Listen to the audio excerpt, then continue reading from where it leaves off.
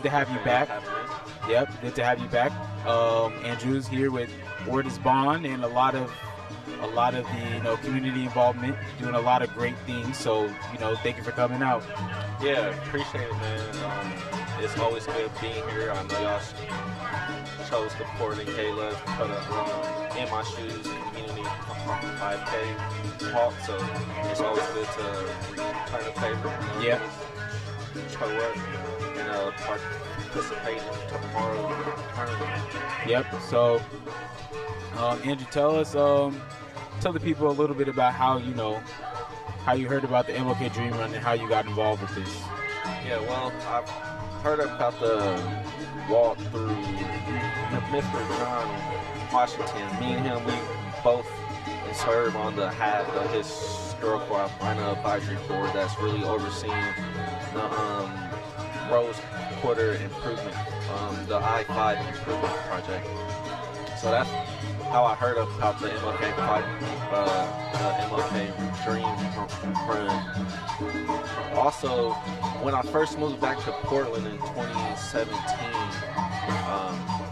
I've heard and seen the MLK Dream Run being marketed, but I always was out of town when it happened, so I'm really excited to be in town while it's happening. So. Yeah, it's a great event to be a part of and come out to. So, if you're here, come out. We'll be here till 6, and we'll also be out here tomorrow from 8 to noon. So, Andrew and I, we want to talk a little bit about the new Senate Bill 619.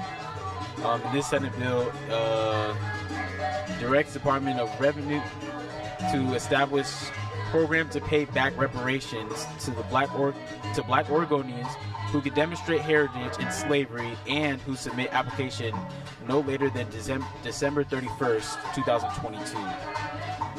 And this is big. There's been a lot of talk, especially as of late, about reparations, and this is a bill that could actually make it happen. This is a quote from the bill itself. It says, the department shall pay each eligible applicant the amount of $123,000 in the form of an annuity payable annually for the life of the applicant. That's a lot of money. Yeah, so, just, kind of talking about it, Andrew, do you plan on voting on this measure to get reparations? Yes, I do. I'm going to encourage other individuals to do the same, just because we need to this is a good way to learn about our own roots and trace our own roots, because a lot of us too really don't know our own roots.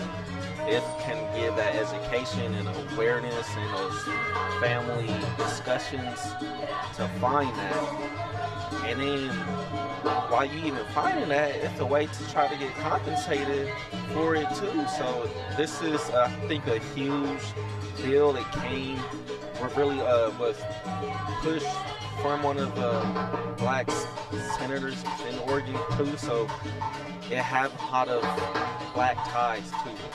And it's community black led, and I feel like this could be a really game changer locally and hopefully on a federal, national basis too, because man, there's a lot of catching up in the preparation that the history have to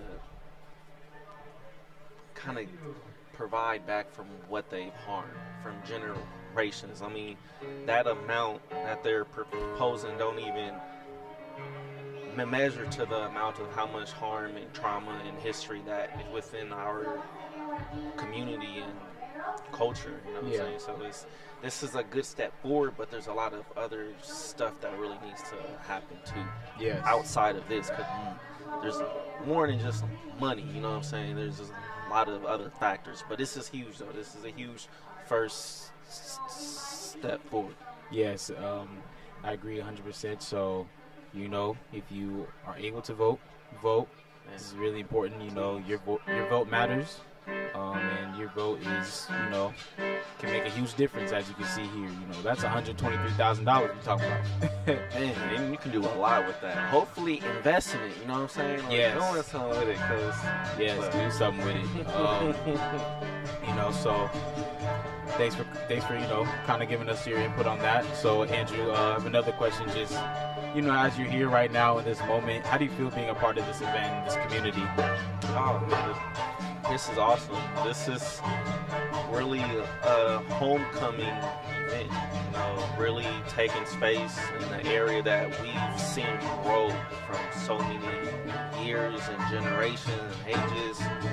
Even PCC, the growth of PCC, bro, I'm like, when I moved back, I actually moved back to Portland December of 2015, so almost 7 years. And I seen the growth of just when I came back to PCC, I mean, just came back to Portland, seeing PCC here and even on 82nd, I'm like, man, they really evolved and growth, so this is a really good homecoming event for myself.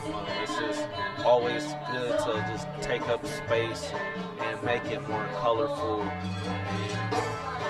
in a fun, positive energy manner. This is very therapeutic for myself in a way. Yeah, so very well said, Andrew. So, you know, how do people, you know, get involved with like some of the things you're doing with, like, you know, the Albina committee and reward is bond and stuff like that? Where should they go to get involved? Man, I would say people can always want to get more involved. Just look at your own neighborhood. Get involved in neighborhood associations.